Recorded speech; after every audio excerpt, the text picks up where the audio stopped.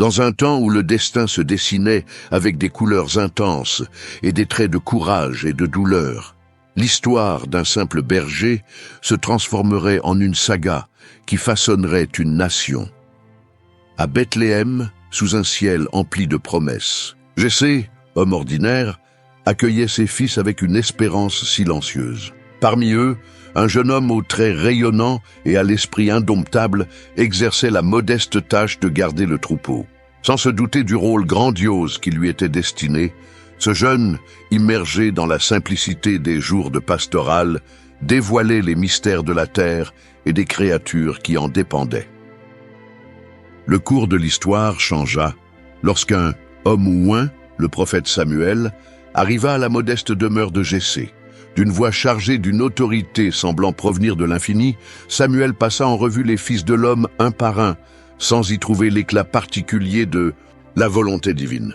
Lorsque le dernier espoir fut révélé, le Benjamin qui gardait le troupeau sur les collines, quelque chose de magique et de palpable envahit l'atmosphère. L'onction, symbolisée par l'huile qui descendit doucement sur sa tête, ne le consacra pas seulement, mais scella le pacte avec une vérité supérieure. Il serait le choisi pour guider Israël. En un instant solennel, le destin fut inscrit dans l'âme de ce jeune homme, et le murmure des collines fut témoin du début d'un parcours épique. Le temps passa, et le même jeune apprit, durant les jours laborieux sous la chaleur accablante, et les nuits silencieuses, à affronter les dangers de la nature, lions, ours et menaces imminentes qui le forgèrent dans le creuset du courage. Sa maîtrise de la harpe, développée pendant que le troupeau paissait dans les champs, le mena à la cour de Saül, le monarque instable, tourmenté par un esprit agité qui venait troubler sa paix.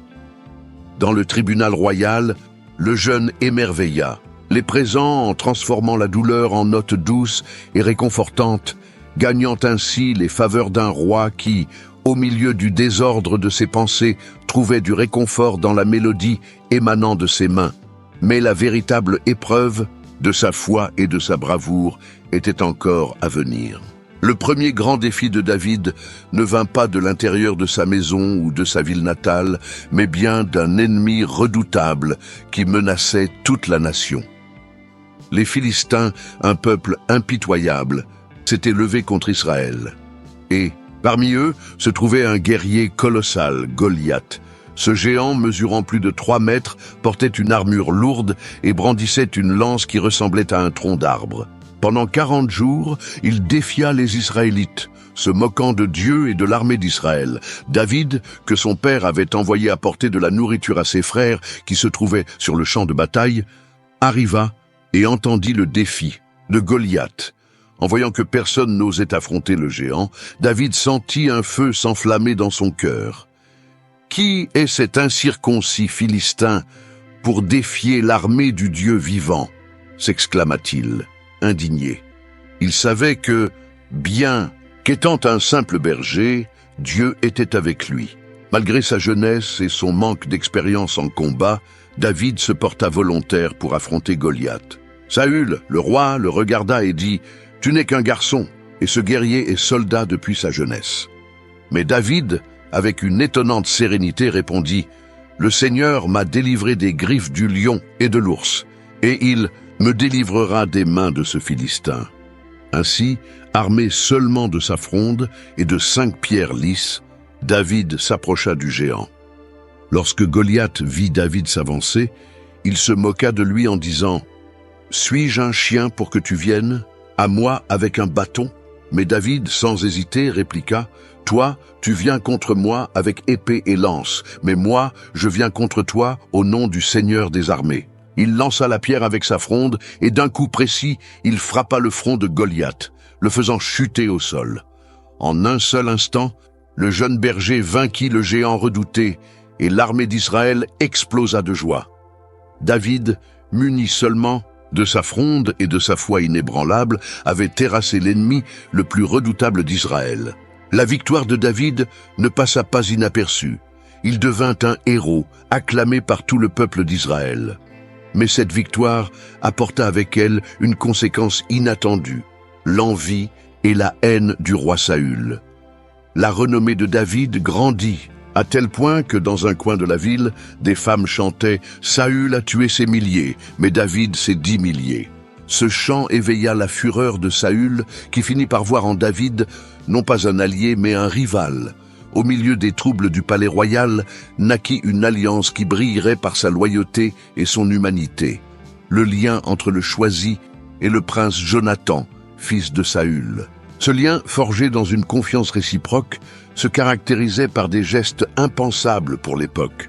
Jonathan, dans un acte qui transcendait sa position d'héritier, lui remit ses biens, symbolisant la renonciation à ses propres droits et préfigurant que le destin appartiendrait à celui qui détiendrait la faveur divine.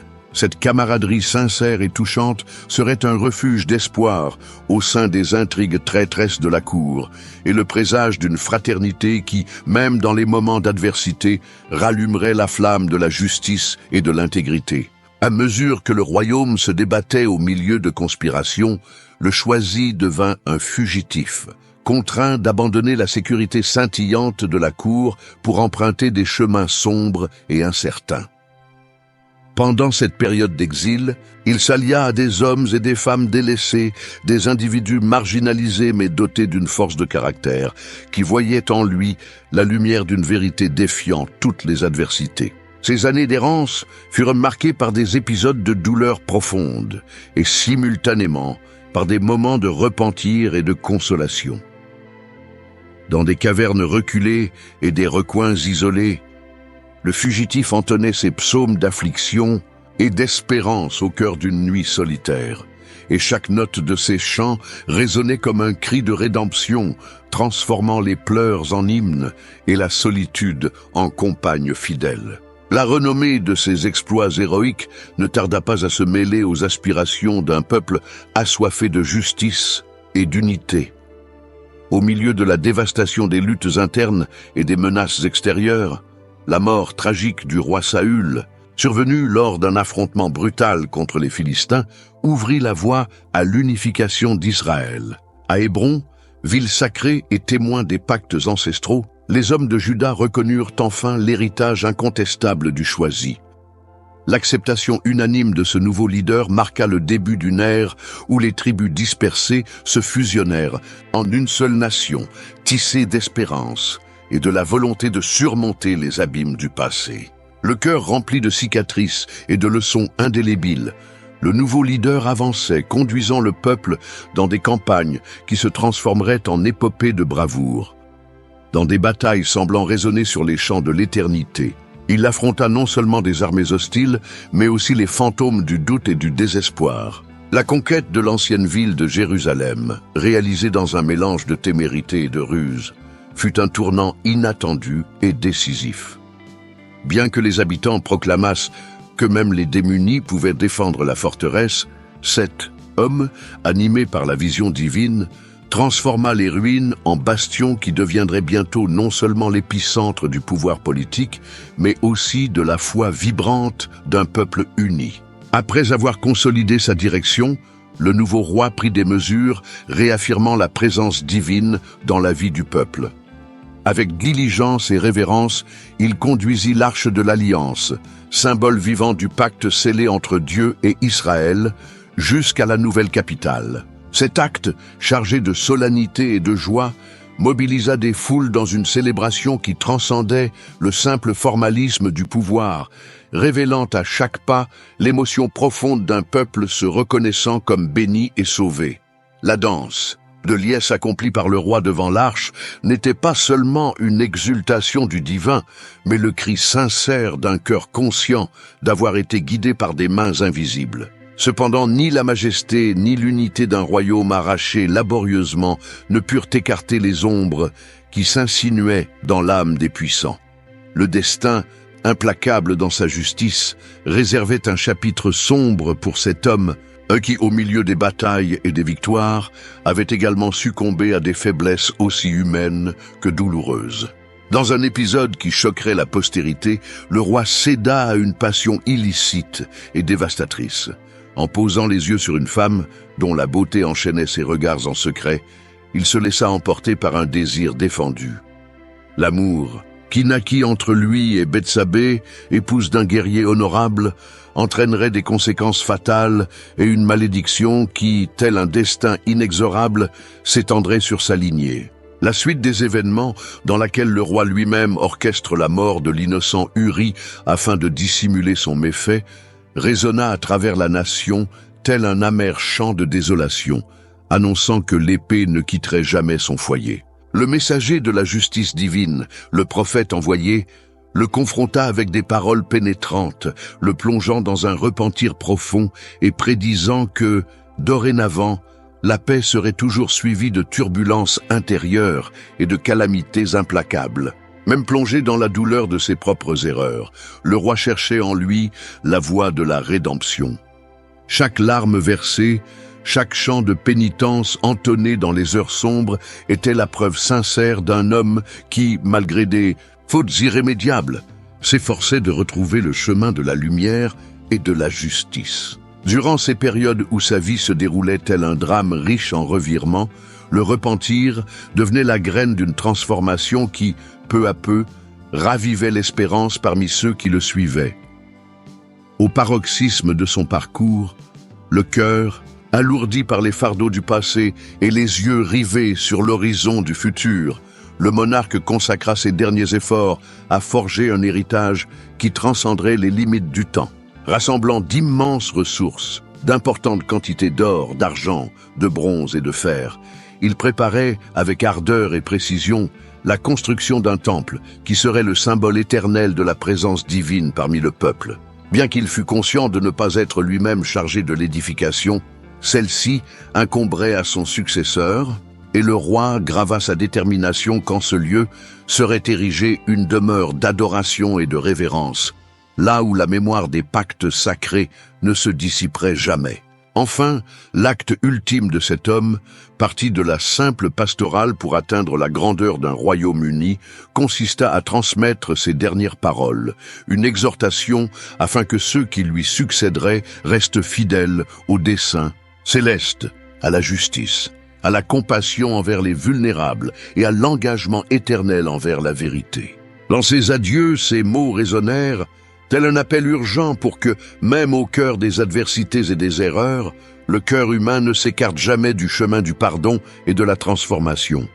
Ainsi, tandis que l'aube succédait au crépuscule de son existence, la mémoire du choisi se consolidait non seulement par ses actes de bravoure et par le dépassement de redoutables ennemis, tel le colosse terrassé par une pierre précise, mais aussi par sa capacité à reconnaître ses propres chutes et à rechercher inlassablement la rédemption.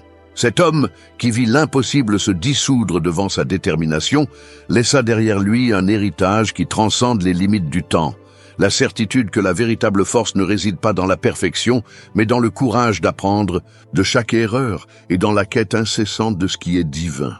Tout au long de son périple, l'écho de ses psaumes et de ses chants perdurait, transformant la souffrance en réconfort et l'adversité en source d'inspiration pour ceux qui osaient affronter leurs propres géants, qu'ils soient visibles ou cachés. Les leçons d'un passé tumultueux se présentaient tels des avertissements et en même temps comme des phares d'espérance pour ceux qui, même dans l'ombre, osaient croire au pouvoir de la foi et à la force du repentir. Ainsi, la narration de cet homme qui quitta les champs de Bethléem pour devenir un leader inégalé ne se conclut pas en une seule conquête, mais se perpétue dans la mémoire de ceux qui, en écoutant ce récit, se sentent appelés à réfléchir et à redécouvrir le courage de vaincre leur peur, d'affronter ce qui paraît insurmontable et surtout de chercher la lumière qui se cache toujours derrière les nuages du doute. Que chaque mot de ce récit passionné et dramatique trouve l'écho dans le cœur des auditeurs, les captivant jusqu'au dernier souffle de cette histoire. L'histoire d'un homme qui, armé d'une fronde et d'une pierre, défia le destin et transforma son chemin en un héritage de foi, de rédemption et de dépassement. Que cette histoire de conquête et de contradiction inspire chacun à comprendre que, même lorsque les erreurs semblent condamner l'esprit, le véritable triomphe réside dans l'infatigable volonté de se relever, de transformer le passable en éternel et de faire de sa propre vie une œuvre d'amour et de courage. Et ainsi, sous l'immensité d'un passé gravé dans chaque pierre et dans chaque larme versée et célébrée, se conclut la saga de ce choisi, dont le nom s'est éternisé dans l'histoire en tant que leader qui, parti du silence des champs, fit trembler l'impossible, prouvant que le combat contre les géants, qu'ils soient extérieurs ou intérieurs, est la plus noble des batailles, et qu'en chaque défi réside la graine d'une victoire résonnant à travers l'éternité. Alors que les échos de cette épopée se dissipent dans le temps, la leçon reste claire et vibrante. L'héritage d'un leader ne se limite pas à la gloire des moments triomphants, mais se manifeste dans la capacité à transcender ses échecs et à inspirer les générations futures à poursuivre la vérité et la justice. Ainsi, la mémoire de celui qui affronta des géants et conquit un royaume avec un cœur toujours humble et tourné vers l'Éternel vit à jamais dans les pages de l'histoire et dans le cœur de ceux qui croient qu'avec la foi, aucun obstacle ne peut être infravenu. Et ainsi, nous concluons le parcours inspirant de David, un homme qui affronta des géants, des défis et ses propres erreurs, mais qui se releva toujours avec foi et confiance en Dieu. Si cette histoire t'a ému et inspiré, n'oublie pas de cliquer sur j'aime et de la partager avec tes amis. Si tu n'es pas encore abonné à la chaîne, abonne-toi dès maintenant et active les notifications pour ne manquer aucune de nos prochaines histoires qui, sans aucun doute, toucheront ton cœur et renouvelleront ta foi. Merci de nous avoir suivis jusqu'à la fin et à la prochaine.